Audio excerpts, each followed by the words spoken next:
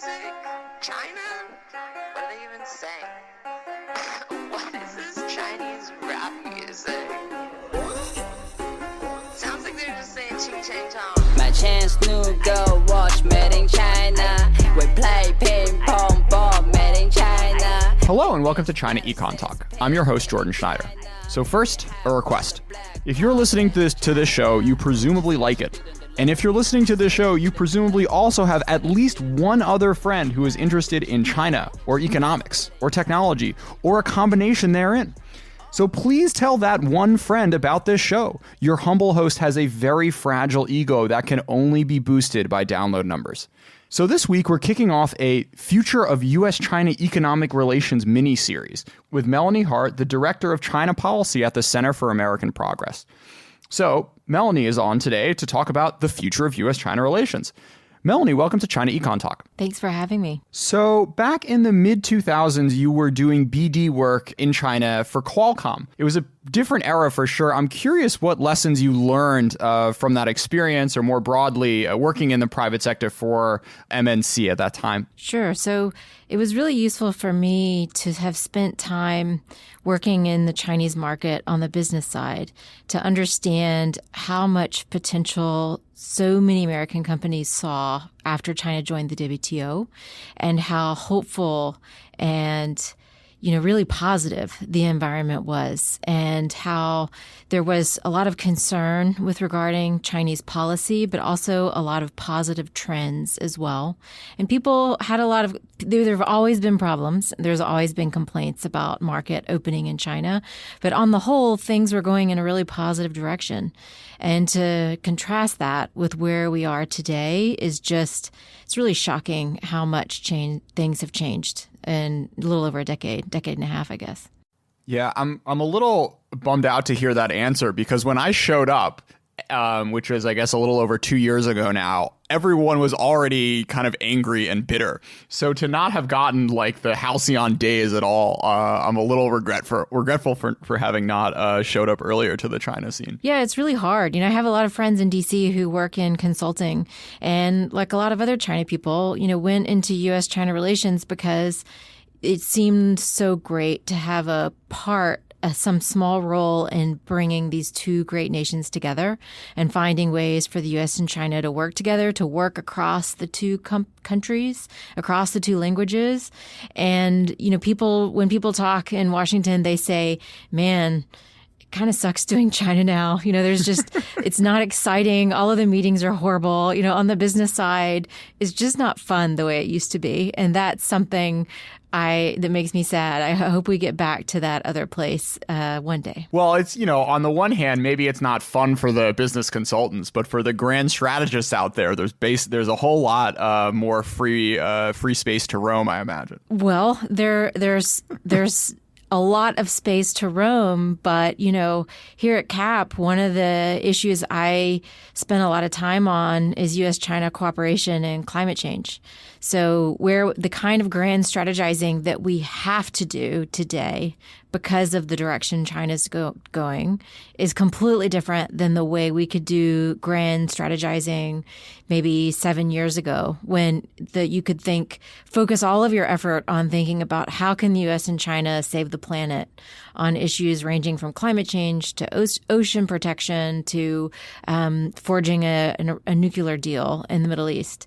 And now it's across some issues, it's how do we save the United States and the planet from China? And that's just a different kind of grand strategizing. So it's blank space, but blank space in a scary direction as opposed to a happy, exciting one. In a way, though, I think that the way we react to that scary direction in the United States could turn out to be really positive and exciting.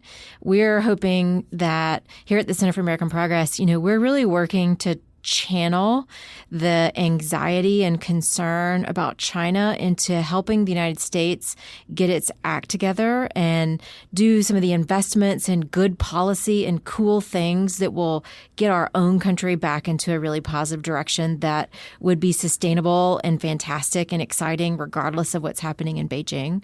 So that's where we're spending a lot of our time right now. And that's where I see the most excitement and the most hope. On the China side right now, it's just a little darker. Sure.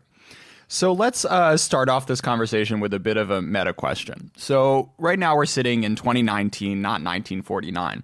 Is it even possible for documents, no matter how well written, catchy, or thought out, to capture the imagination of the U.S. government or the U.S. population at large, like the likes of NSC 68 once did? And what's more, as the world is moving faster and faster and circumstances are changing quicker than ever, is there any real point to this sort of big think, big strategizing that you and your colleagues in Washington think tanks are currently up to? So what I see from Washington is that we are in a new era of big think strategizing that I have never seen before. And really, a lot of it is driven by China, because Washington is recognizing that the United States is going to need an entirely new formulation for how it does foreign policy. Some of it also is driven by the fact that the U.S. is just now emerging from the post 9/11 thinking. Also, we have a lot happening domestically in the United States that has spillover effects internationally. We're really at a point in time where Washington has to completely rethink American foreign policy. What is it for?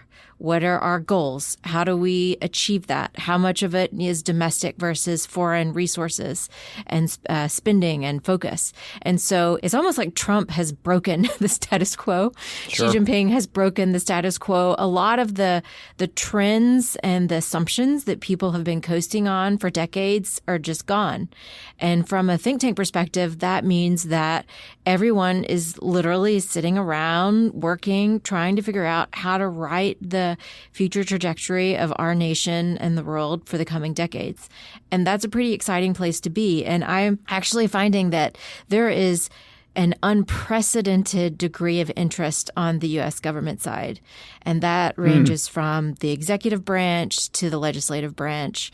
I'm here at the Center for American Progress.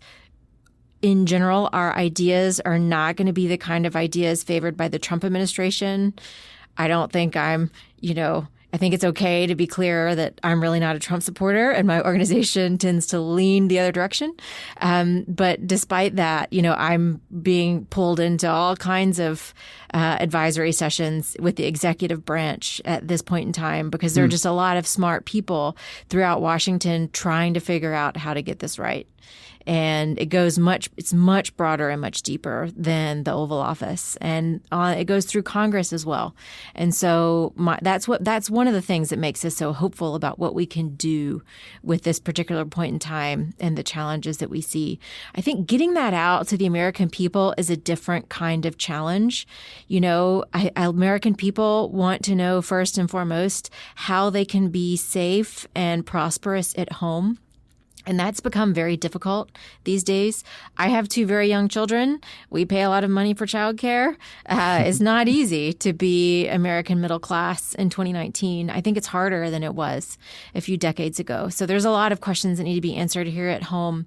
And at the same time, we hear from across the United States that people do want to know what our plan is on China, and they don't like the Trump tariff approach. They don't like the mano a mano, take China on in a way that is extraordinarily costly for Americans. They want to see something different. So there is that interest, but we do have to really be thoughtful about how to explain what we're proposing in a way that doesn't require someone working long hours trying to feed their kids to read a really long, in-depth report. Thanks for that, Melanie. So let's talk through your recent piece on mapping China's global governance ambitions, which walks through what your best guess is of what the CCP wants the world to look like. So first, I'd like you to introduce Qiu Shi, which is a super interesting source, I think. So what role do Chinese public intellectuals play, and how should outside observers interpret their writing? Sure. So, I think one of the mistakes that the United States tends to make when analyzing China is we don't pay enough attention to the debates that occur within the Chinese academic and policy space. A lot of that is actually public because China is a very big country, and the direction that large country is headed in is something that is debated and talked about. The messages that Xi Jinping is sending down about his vision and some of the way that that's debated in the policy space is really a helpful way for us to understand where China's going. I find Qiushi interesting because it's a journal under the Chinese Communist Party Central Committee. So it has an official place. You see a lot of at least party-approved articles there. And there are definitely plenty of things that are obviously basically a PR job. But sometimes the PR can be quite fascinating. So just to give an example, there was a recent article in Qiushi that was explaining that the United States, the UK, and other democracies were, according to the author, are stumbling because democracies are inherently incapable of addressing the challenges of the globalized era. It was saying that in a democracy, you have multiple interest groups competing with one another, and long-term issues, complex issues like climate change or transnational terrorism or economic policy in an era of globalization are complex. And in the interest group model, you're never going to be able to get the best solution. And that's why the US, the UK, and others are stumbling because they can't handle these problems. On the other hand, China is perfectly set up to handle the complex modern problems because the Chinese Communist Party is the kind of grand representation of all national interests. The Chinese Communist Party represents everyone's interests and perfectly Uyghurs balances included, right? them. Indeed, they left that out. But the argument is that the Chinese Communist Party can perfectly balance out interests and handle these long-term problems in a way that democracies can't, and that's the model we should be using in the global governance system. In other words, if we make the world more authoritarian and more like China, we'll be better at handling these tricky issues like globalization, terrorism, and climate change. And as an American, on the one hand, it's easy to roll our eyes at that because they do have over 1 million people in internment camps right now. And what the heck about their national and clearly those interests fell by the wayside.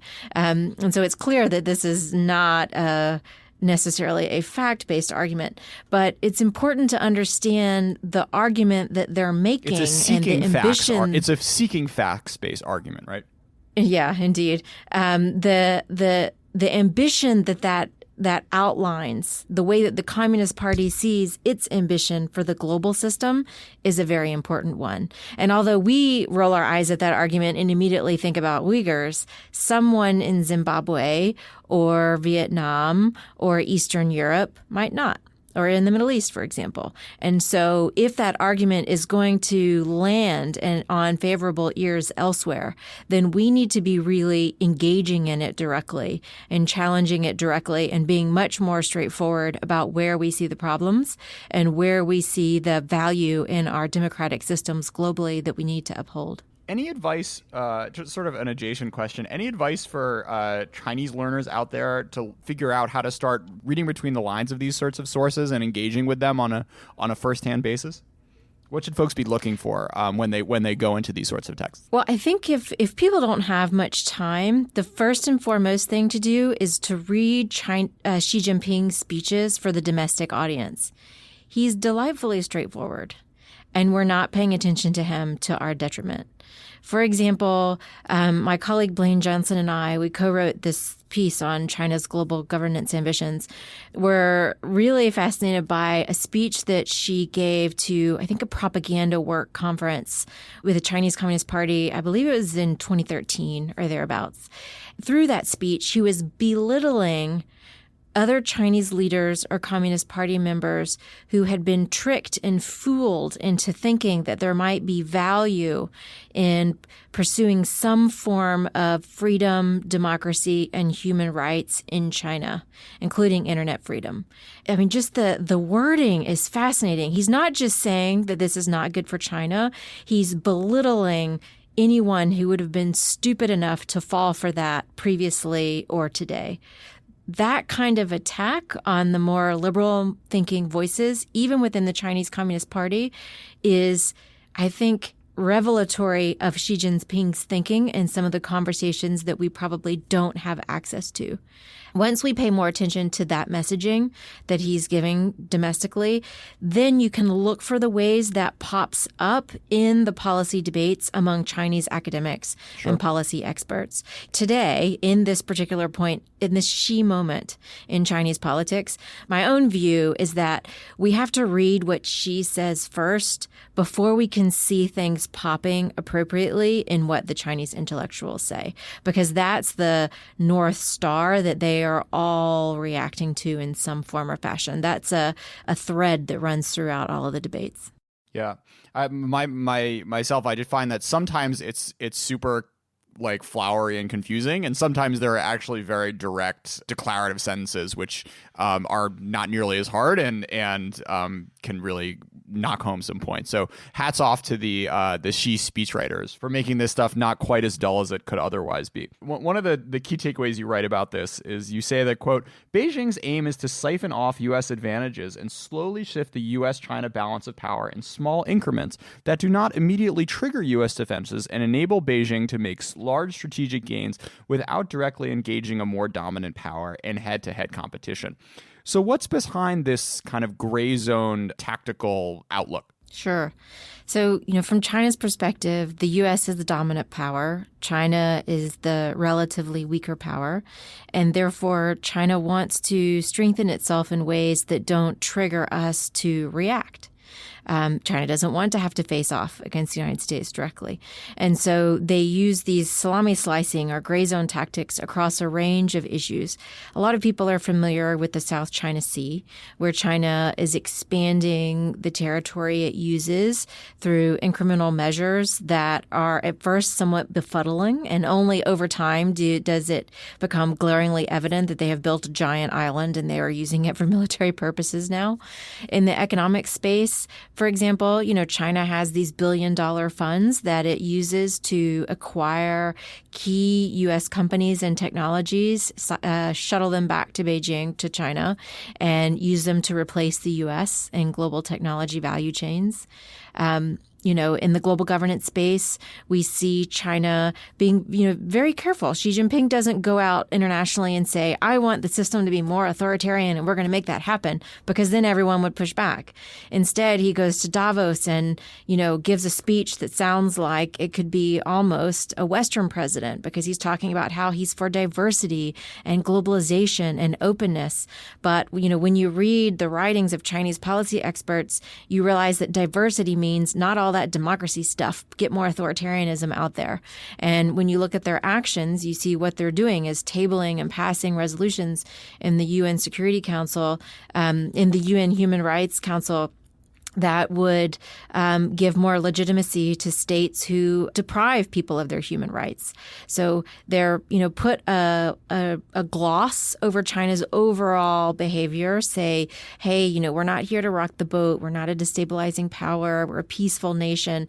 But under the water, there's a lot of shuttling going on. The duck's little feet under the water are quite busy. And a lot of the actions are small, but they add up to a change in status quo over time that doesn't actually match the PR that China's giving. So one of the issues you highlighted was this idea that China wants to change international norms. And I just want to highlight an earlier episode I did maybe a year and a half ago with Ben Shapiro and Ona Hathaway about their book called The Internationalist, which I think is a really interesting take on how exactly this idea of the role of international norms and international organizations evolved over the past, 400 years. Their book goes back a while. So I'm curious for your take on why China actually does seem to care about these international norms more than maybe some observers think. Sure. Well, if we go to what Xi Jinping says, what Xi Jinping and other Chinese Communist Party, theorists, one could say about this is that if we take the internet, for example, the U.S. supports a norm of a free and open global internet. And one could say, well, China has its Great Firewall, and we all know that. And, they can do their thing over there, and we can do our thing over here. But what Xi Jinping says and what other Chinese writers say is that when the global internet is free and open, that is a problem for China, because then Chinese people look around and say, wait a minute, how come our internet can't be free and open? How come we have to have all of these information controls? What is it that our government doesn't want us to know? Why can't we have the same access to information that all of these other countries have? Why do they keep us under lock and key?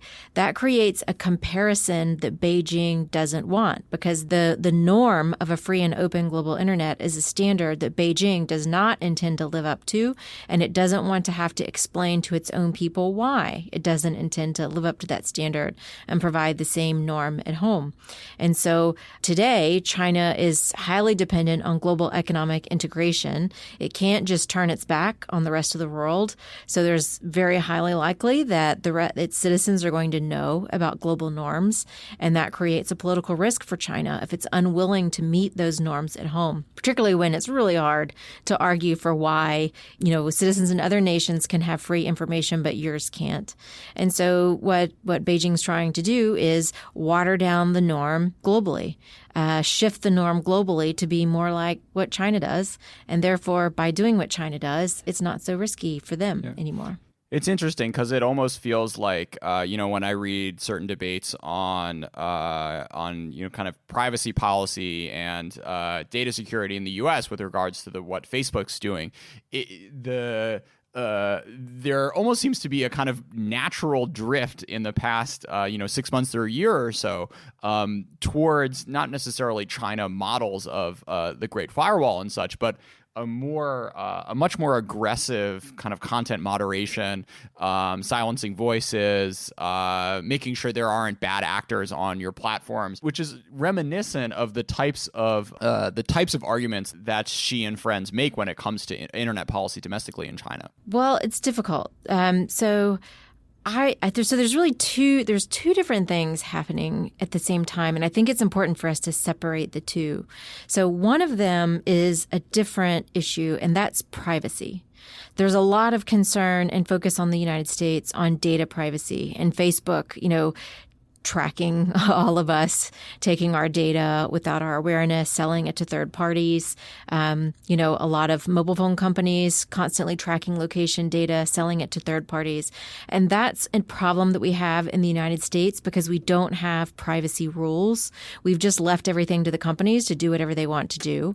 And we are finally having a very important debate about whether or not we're okay with that in the United States, whether or not we're okay with a major corporation knowing everything about what happens in our home and where we go on a day-to-day basis, even being able to turn on a microphone and record our private conversations and then use that for whatever they want. And so in that sense, I see the United States finally making what could be the first steps in a drift toward the European model. And the European model on privacy says, no, we're not going to let companies do whatever they want to do. We're going to impose some regulations to protect consumers. And I would describe that more as akin to smoking. Previously you had complete freedom to smoke wherever you wanted to in the United States. It was all the freedom was on the side of the smoker.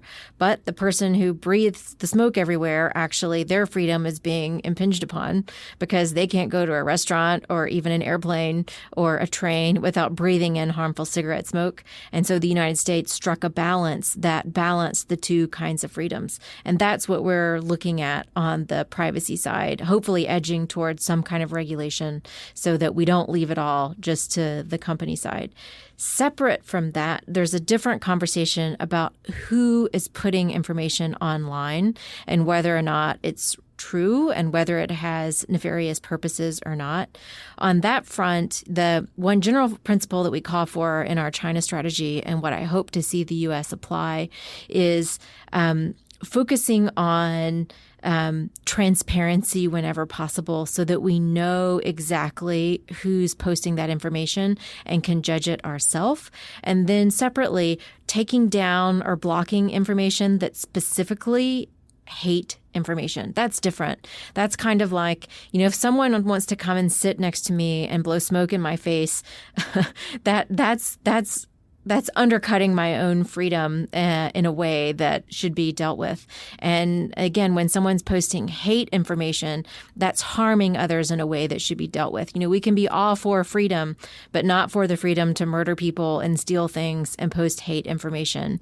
And so, those are very important balances that we have to strike in a democracy between the different types of freedom.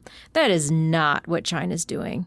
What China's doing is cracking down for the sake of one political party and suppressing information of all kinds using the lens of what is and is not good for the political party, not what is and what is not good for the nation as a whole. There is going to be, I think, some confusion among third nations because you see third nations seeing what happened in the United States with Russia and the 2016 election, seeing a lot of what's playing out with the difficulties on Facebook, and then looking at the China model as a potential toolkit that they can use to address those problems. That is an extraordinarily serious risk that could lead to erosion of free information and a free and open internet globally. And that's one of the issues that we're really calling for the United States to really pay attention to, is this issue of digital norms, digital infrastructure and digital norms going forward. Yeah, there was a piece in The Atlantic by George Packer, which was a sort of Bosnia Richard Holbrooke retrospective. I don't know if you caught it, but there was this incredible quote towards the end of it talking about how this is one of the places in the world that sees the U.S. as this big role model and played a huge part in the creation of a lot of these countries and solving and ending a war. And there's a quote by I think it was a politician saying, like, do you have any idea how big a deal it is when the president of the United States attacks the press and talks about fake news? So these sorts of the way the U.S. handles these issues, I think, still has a lot of implications for the way third countries end up addressing these issues. So definitely agree with you on that. Coming back to the idea of China, the China and its global global ambitions for the international order. So, can the CCP actually be influenced from the outside? Are there levers that the U.S. and other nations have to pull? Well, one thing that's happening right now is that the U.S. and other nations are just sitting around not doing anything, while the CCP drives a basically gray zone approach to rewriting the global order to make it more authoritarian. So what we're seeing right now is the U.S. not doing anything. And that's producing some of the changes that we're seeing. China's building internet digital backbone networks in Africa and using that as a foothold to support and help and push African nations to adopt Chinese-style internet firewalls. China is, tabling and passing resolutions on the UN Human Rights Council to, water down the global human rights norms. And the U.S. is not doing anything constructive to push back against that. So I think the real question is not what can we do to influence the Chinese Communist Party, but what can we do to join together with other democracies globally, state what it is that we are for, what we need our global governance system to be about, and work collaboratively to defend it and build it up and help reform it so that it can address some of our modern challenges. We really want an approach to China that doesn't stake our future on being able to influence what the Chinese Communist Party does. We need to be focusing on what the rest of the world does and what the U.S. does at home. And if we get that part right, it doesn't matter as much what the Chinese Communist Party does. So talk about this idea of transparency as a potential silver bullet? No, not really. So talk about this idea of transparency as something that the Western world could use. Absolutely. One theme throughout our new China strategy is that one of the biggest Achilles heel that the Chinese Communist Party has is the fact that it relies on a kind of smokescreen to cover up the real motivation for a lot of what it's doing. Because a lot of it's, at the end of the day, what the Chinese Communist Party needs to do is stay in power, regardless of whether that's good for the Chinese people or not. And, that's fine. That's their political system. But that is not the argument that they use to sell what they're doing to the Chinese people and to the international audience. A lot of their operational tactics, both globally and at home, they lose their power when they are made transparent. So one example is in the United States, there's a lot of conversation about Chinese influence operations. There you see a lot of Chinese money running through think tanks, through universities, in U.S. media that are seeking to put a positive voice of China out in the world to balance it out against some of the negative information. One thing we call for is just labeling all of that. So if Chinese propaganda all says this is paid for by the People's Republic of China, then people are going to discount what it says. And if someone taking Chinese money to speak positively about China has to be open about that, then that's going to help people weigh what it is they have to say about China. In Africa, I've talked to some interesting people from Africa who are talking about the problem with China building digital networks and bringing in companies such as Star Times to run the broadcast landscape there in ways that suppress stories about the environmental impacts from China's Belt and Road projects in Africa and pump up the positive stories. If the true impact of some of these Belt and Road deals is made public, then they're not a threat as much anymore because citizens will push against them. We saw with the port in Sri Lanka, with the election in Malaysia that put exposed notes between the former Malaysian leader and the Chinese about what that 1MDB project was really about, and the fact that they were all plotting to sell it as a win for the people of Malaysia, even though it wasn't. When all of that becomes public, when people know what these projects are really about, what China's aims really are, then it is so much easier to push back against them. For U.S. and democracies, we're already really transparent. All of our dirty laundry is out there for everyone to see, sometimes in embarrassing ways during the Trump administration. So we are transparent all the way down. And, there is no brighter light than you can shine on us than we shine on ourselves. And so we can have a massive spotlight on what's happening globally. And that, I think, can only be good for the global system and only help when we're trying to focus on what China's doing and what parts of it are okay versus what parts of it need much more of a pushback. Did you end up reading Billion Dollar Whale? No, I have heard about it and that's actually on my to-read list. It was pretty fascinating. Yeah, I finished it just a few days ago. Super fun. You got like Leonardo DiCaprio, you got $100 million yachts, you got Martin Scorsese, and then you have like sketchy Singaporean bankers. And like at the center of it is this, Malaysian early 30-something who's just really like empty inside. And it's this like really, really well reported, and very like, a story told with a lot of pace, but also with enough kind of like meat for the think tankers in the world to get a real kick out of. So highly recommend it for a big deep dive into how someone stole a couple $1 billion by creating a fake sovereign wealth fund, which is something that you can do in the early 2010s. Okay, so let's come to the money paragraph of your second piece. You write in which you lay out a kind of way for the U.S. to think about China in a holistic manner. You write that the goal of this strategy is straightforward: to advance the country's national interests and put the United States in the best possible strategic position, regardless of how China acts. Ideally, China returns to a more peaceful and collaborative purpose, engaging in fair competition, instead of tilting the field and using its growing military clout to pursue common objectives that other nations share.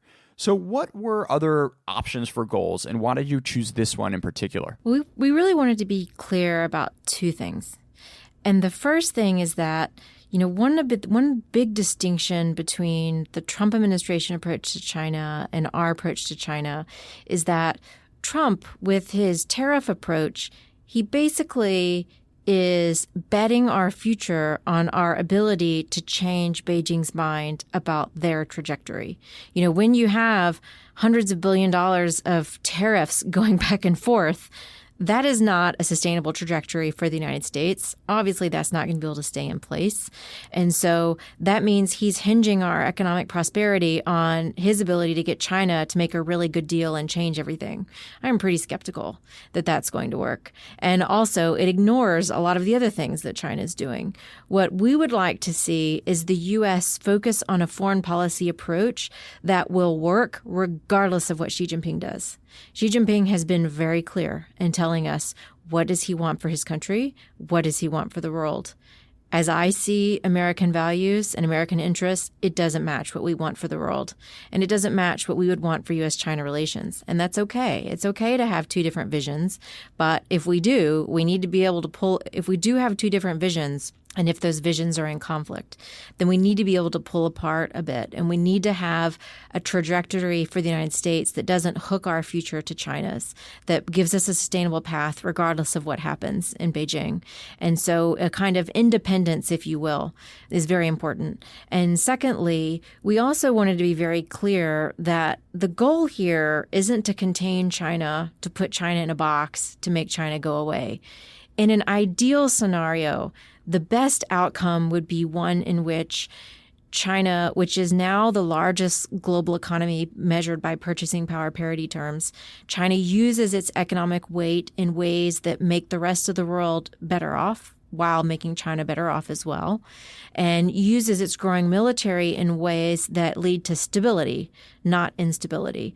That would be the ideal scenario. Our best outcome would be China is moving in a direction that is good for the world and good for China and good for the United States, and we can focus all of our strategic thinking on cooperation.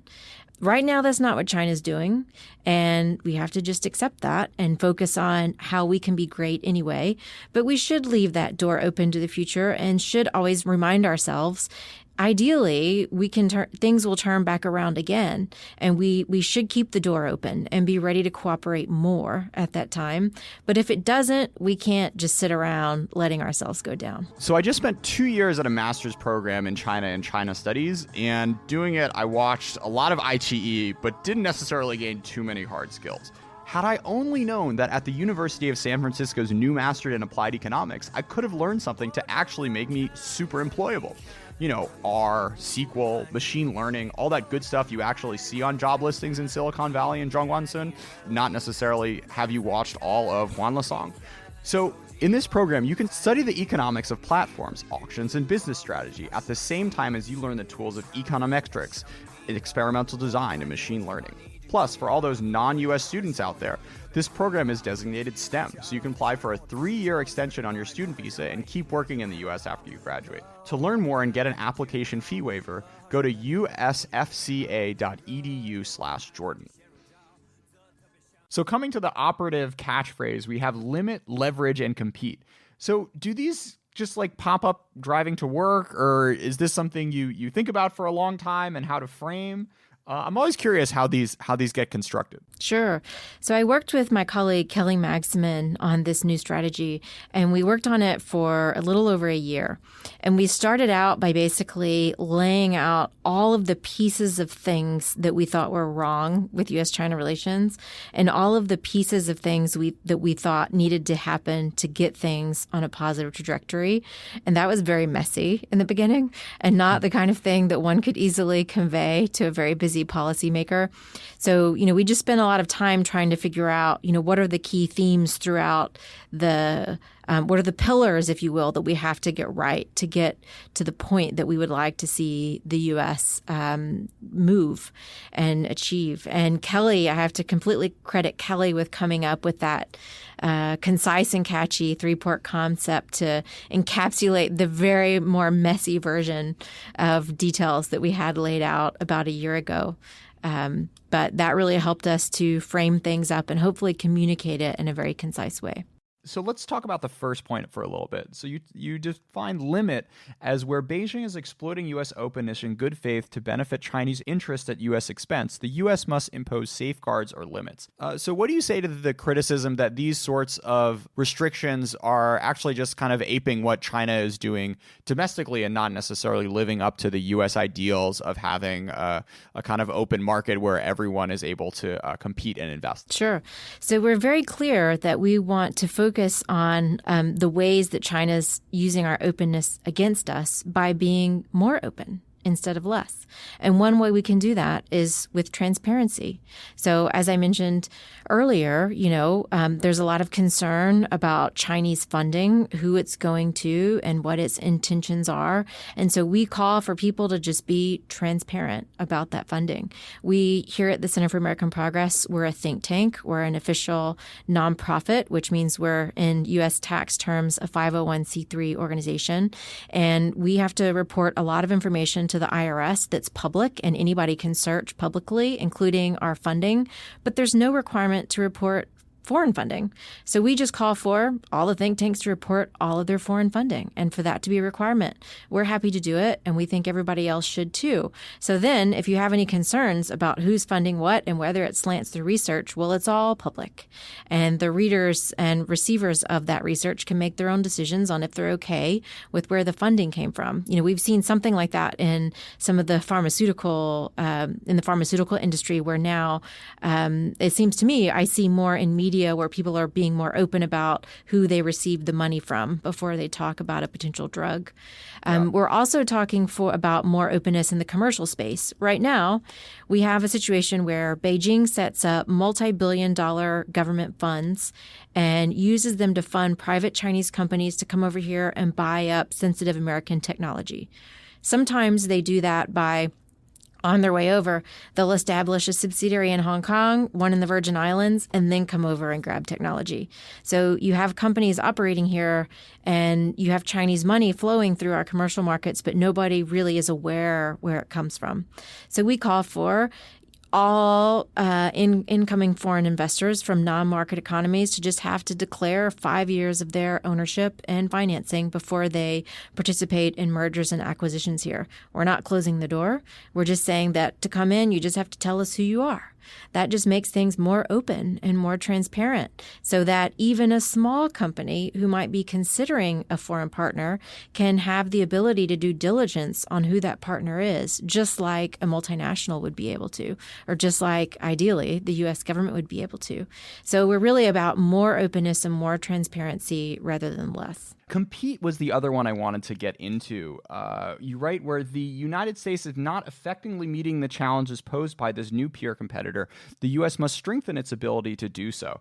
You highlight the Chinese investment funding trillions of dollars into public education, infrastructure upgrades, high-tech research and development, and global diplomacy. At the same time, you write, Washington dialed back investments in those fundamental pillars of national strengths, including, most importantly, the American people, and assumed the United States had enough of a head start to maintain its edge without necessary investments at home.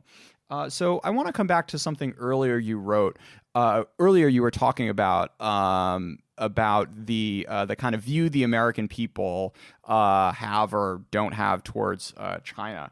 And my sense is that the way that, or the most straightforward path to getting these kind of big public sector investments in basic research and infrastructure and whatnot that really drove, that you saw in the 1950s and 60s, which I think the folks at the CAP are kind of seeing as a potential lodestar, may necessitate that sort of a boogeyman of the USSR or the Chinese in the 21st century as something that the U.S. needs to be really scared of.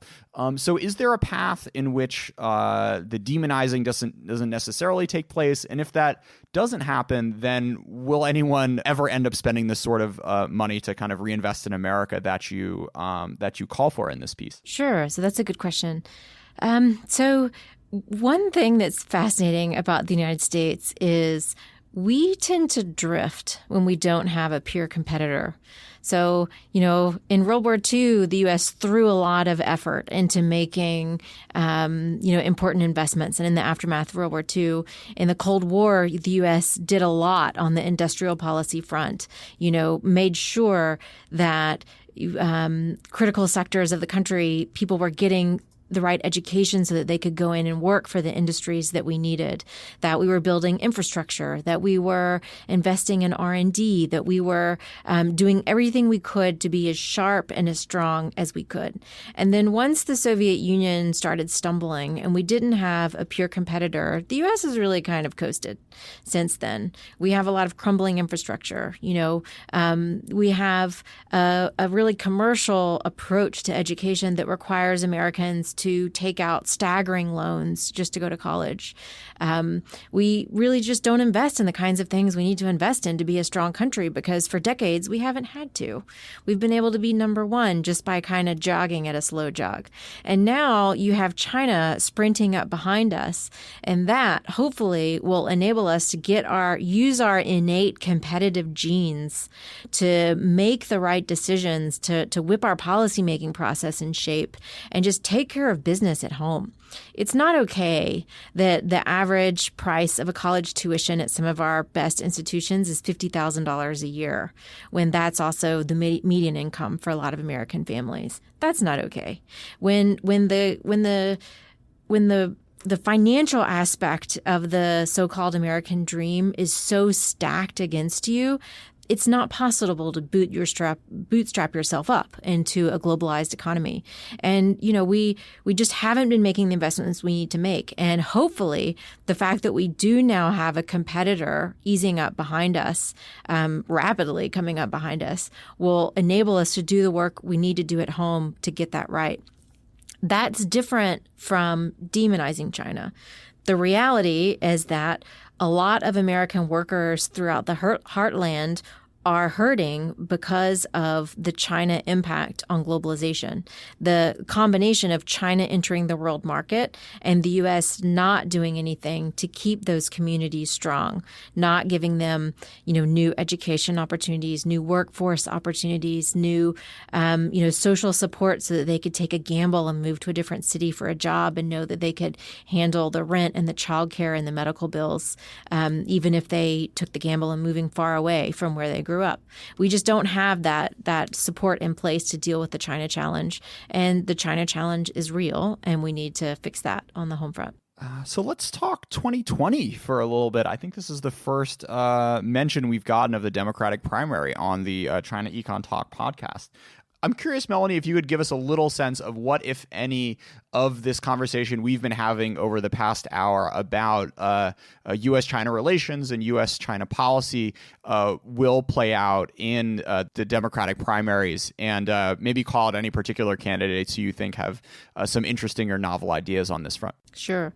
So I think trade is going to be a pretty big focus throughout the 2020 campaign process, including in the primaries.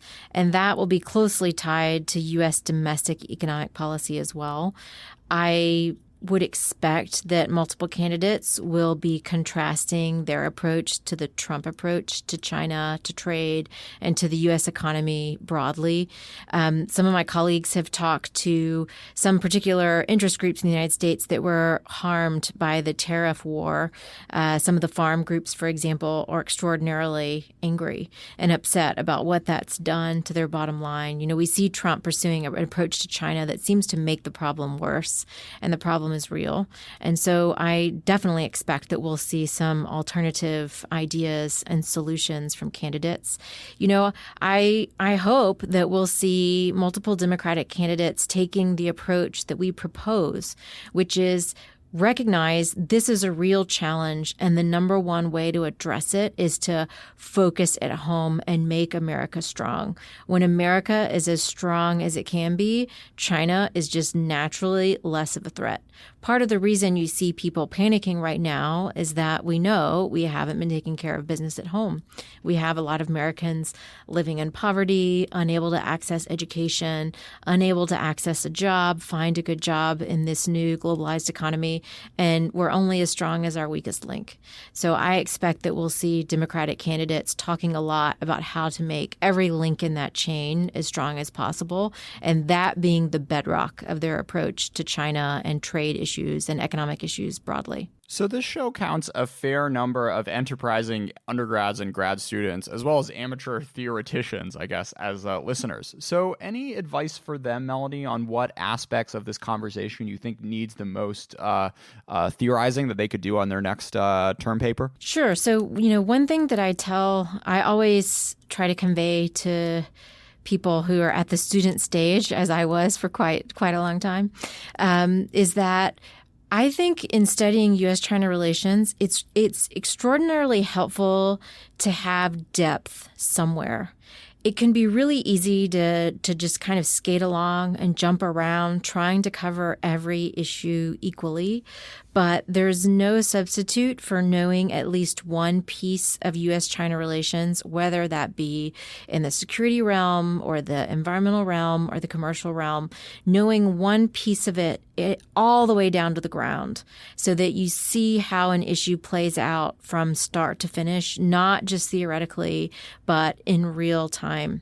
So, I think, you could focus on U.S.-China energy relations. That's something I've done. I've worked in depth there. I've worked in depth in the digital space, but I find that going all the way down and seeing what's happening on the ground at a company level or, in a very detailed policy level enables me to assess the broader scope of U.S.-China relations in a different way than I would be able to without that depth. So, enjoy all of it. It's very distracting. There's fascinating things happening in every corner of China and every corner of U.S.-China relations. But pick the piece that's most interesting to you and try to dive all the way down and touch the ground. And when you come back up, I think you'll see the broader landscape in a unique way that no one else does, and that's something we can all benefit from. Yeah, and I think there's just so much blank space out there that if you're that one person that puts in the time on understanding the, Chinese electric car market or the Chinese space industry or what have you, you'll be able to write things that no one has written before in English, which is a really cool and powerful thing.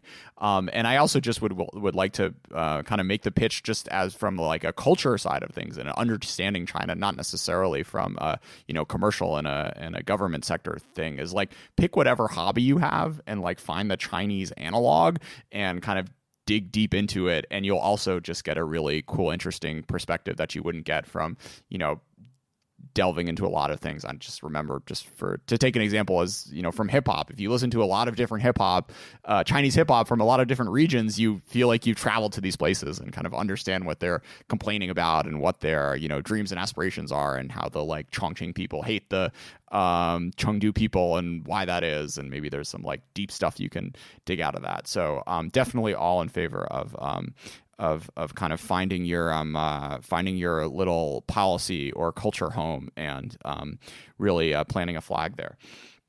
Melanie, any final thoughts?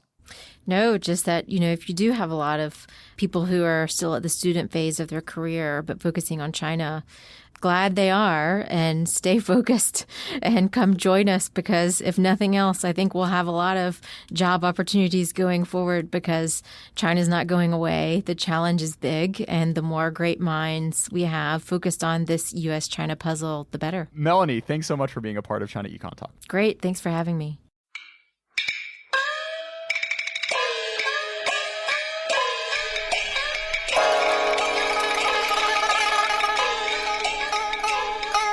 China Econ Talk is edited by Jason McRonald and Kaiser Guo and is a proud member of the Sinica Network from SupChina. For other great shows on China, check out the Caixin Sinica Business Brief, the Pan Daily Tech Buzz China, the New Voices Podcast, and of course, the Sinica Podcast, now in its 9th year.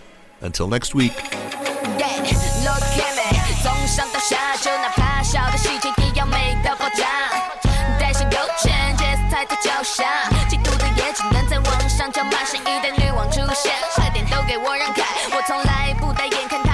下的障碍。衣服换来换去怎么办？你选择头疼，这里好星星，这才是油门。女王的心意，耀眼的星星，时尚的基因搭配什么？看我的心情。